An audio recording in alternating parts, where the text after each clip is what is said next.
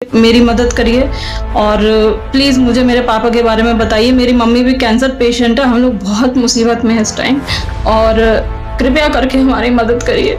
मरीजों को इलाज के नाम पर गच्चा देने में माहिर मेरठ मेडिकल कॉलेज की लापरवाही की तस्वीरें लगातार सामने आ रही हैं। कभी मरीजों को डॉक्टर की लापरवाही के चलते दम तोड़ना पड़ रहा है, तो कभी मरीजों की ऑक्सीजन बंद करने के वीडियो वायरल हो रहे हैं। लेकिन इस बार तो डॉक्टरों की कारस्तानी का एक अनोखा नमूना सामने आया है। मेडिकल कॉलेज के कोरोना वार्ड में 16 दिनों से भर्ती बुजुर्ग कोविड मरीज अचानक गायब हो गया, जिसका अभी तक मेडिकल कॉलेज प्रशासन कोई सुराग नहीं लगा पाया। इसके बाद मरीज के परिजनों का रो रो कर बुरा हाल है। मैंने अपने पापा को 21 अप्रैल को यहाँ एडमिट कराया था LLRM मेडिकल कॉलेज में, और वो एक्चुअली सुबह गिर गए थे उस दिन। और फिर जब हमने वहाँ गाज़ियाबाद के डिस्ट्रिक्ट हॉस्पिटल में उन्हें दिखाया तो वो कोविड पॉजिटिव आए। फिर वहाँ पे कहीं हमें बेड नहीं मिला तो हमें यहाँ रेफ़र किया गया, तो हम यहाँ आए और उन्हें एडमिट कराया। मरीज की बेटी अफसरों से लेकर मुख्यमंत्री तक से गुहार लगा चुकी है, लेकिन उसके पिता का कुछ पता नहीं लगा। अपडेट मिलती रही पापा की। पहले अपडेट मिली कि वार्ड में है और 98% ऑक्सीजन है। उसके बाद अपडेट मिली अभी 3 तारीख की अपडेट मिली कि ICU में है और 77% ऑक्सीजन है। और एक दिन मतलब 2 मई को रात में अपडेट मिली कि 77% ऑक्सीजन है, और मॉर्निंग में मिली कि अभी ICU में ही है और ऑक्सीजन लगा हुआ है उन्हें।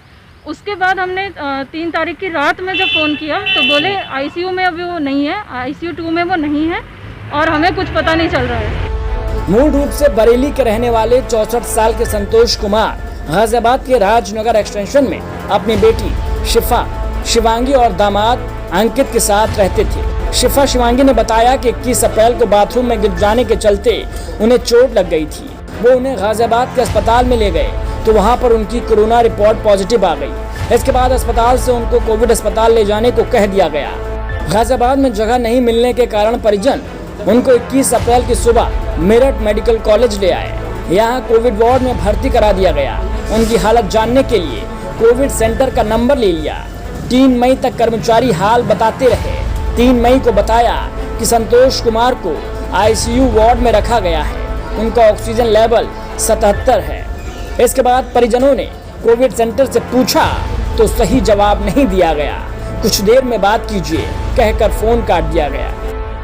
आज आए तो आज कह रहे हैं हमें कुछ पता ही नहीं है उनके बारे में। मेरे हस्बैंड को पूरा घुमा दिया, वार्ड, आइसोलेशन वार्ड, ICU और पूरा सारे वार्ड्स घुमा दिए, ऑर्थो घुमा दिया, न्यूरो, सारे वार्ड्स घुमा दिए। पापा कहीं भी नहीं है और बस कह रहे हैं कि शायद हो सकता है वो कहीं चले गए हों और अब तो हम कुछ नहीं कर सकते, आप देख लीजिए। अब कुछ समझ में नहीं आ रहा है क्या करें। ये किसने कहा कि हम कुछ नहीं कर सकते? क्या नाम है उनका? क्या नाम था उनका? डॉक्टर धीरज बलियान जी। हाँ जी, ठीक। हमने CMO को भी फ़ोन किया, बोला ऐसा तो हमारे यहाँ होता नहीं है। अब वो आपको पूरा सपोर्ट कर रहे हैं बालियान सर, और उसके बाद अब कह रहे हैं मिल ही नहीं रहे हैं और हमें कुछ नहीं पता। मुझ पर रिकॉर्डिंग भी है मेरे पास बालियान सर से, अभी मैंने बात करी जाके, तो उन्होंने कोई अच्छा ऐसा रिस्पांस नहीं दिया। बोले हम अभी देख रहे हैं, हो सकता है चले गए हो, पेशेंट चले जाते हैं, FIR करा दीजिए, मिल जाएंगे। कई दिनों से कोई अपडेट नहीं मिला तो थक हार कर परिजन मेरठ आ गए। यहाँ उन्होंने कोविड वार्ड प्रभारी धीरज बालियान को पूरी जानकारी दी। संतोष कुमार को वार्ड में तलाशा गया लेकिन वो नहीं मिले। शिफा शिवांगी का कहना है कि माँ उषा कैंसर की मरीज हैं, उन्हें अगर पापा के बारे में बताया गया तो हालत ज्यादा खराब हो जाएगी। परिजनों ने DM ADM से शिकायत की है। शिफा शिवांगी ने अपना वीडियो मुख्यमंत्री को भेजकर पिता को बरामद कराने की मांग की है। नमस्कार माननीय मुख्यमंत्री जी योगी आदित्यनाथ जी, मेरा नाम शिफा शिवांगी है। मेरे पापा जिनका नाम संतोष कुमार है, उनकी उम्र 64 ईयर्स है और उनको हमने 21 अप्रैल को वो कोविड पॉजिटिव पाए गए थे, तो हमने उन्हें LLRM मेरठ मेडिकल कॉलेज में उन्हें हमने एडमिट कराया सुबह 11:36 पे। उसके बाद हमें उनके अपडेट मिलते रहे। अपडेट मिलते मिलते अभी 3 मई तक हमें उनका अपडेट मिला। फिर 3 मई की सुबह हमें उनका आखिरी अपडेट मिला कि उनका ऑक्सीजन लेवल 77% है और ऑक्सीजन लगी हुई है।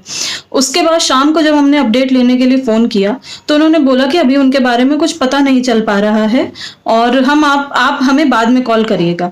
उसके बाद से हम उनका अपडेट लेने के लिए उन्हें कॉल करते रहे, बट उन्होंने हमें कुछ नहीं बताया, बोले पेशेंट का पता नहीं चल रहा है।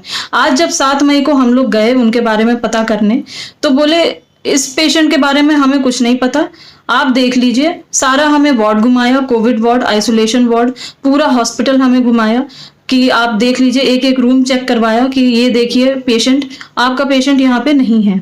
उसके बाद बोले अब हमें इनकी कोई जानकारी नहीं है। सीसीटीवी फुटेज मांगा तो वो अभी तक हमें उन्होंने नहीं दिखाया है और बोले हो सकता है आपका पेशेंट यहाँ से, 1-2 पेशेंट यहाँ से जा चुके हैं, वो दिमागी रूप से कमजोर थे तो वो यहाँ से चले गए थे, तो हो सकता है आपका पेशेंट भी ऐसे ही चला गया हो यहाँ से, और तो कुछ नहीं हो सकता। हमारे यहाँ ऐसा कभी नहीं हुआ, ऐसा पहली बार हुआ है कि ऐसा कोई पेशेंट ऐसे चला जाए।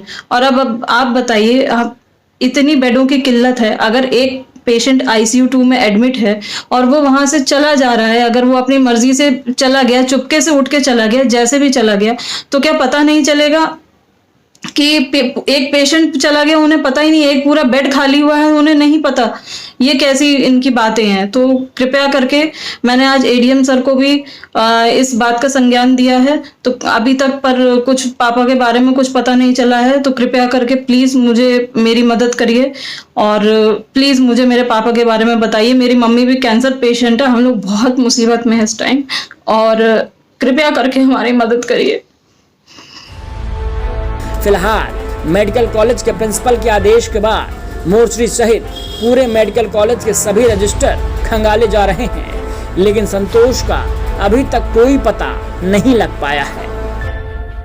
जो फाइल का अवलोकन किया है उसका जांच का विषय है, वो कहाँ गया, तो वो उसका हम लोग पूरा जांच कर रहे हैं।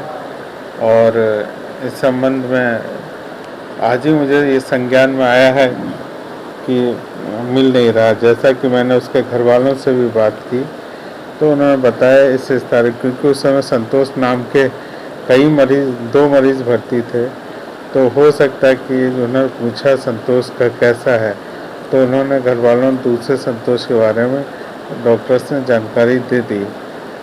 अब ये कहाँ गया, इसके लिए एक जांच का विषय है, जो भी होगा उसके लिए जांच की जा रही है।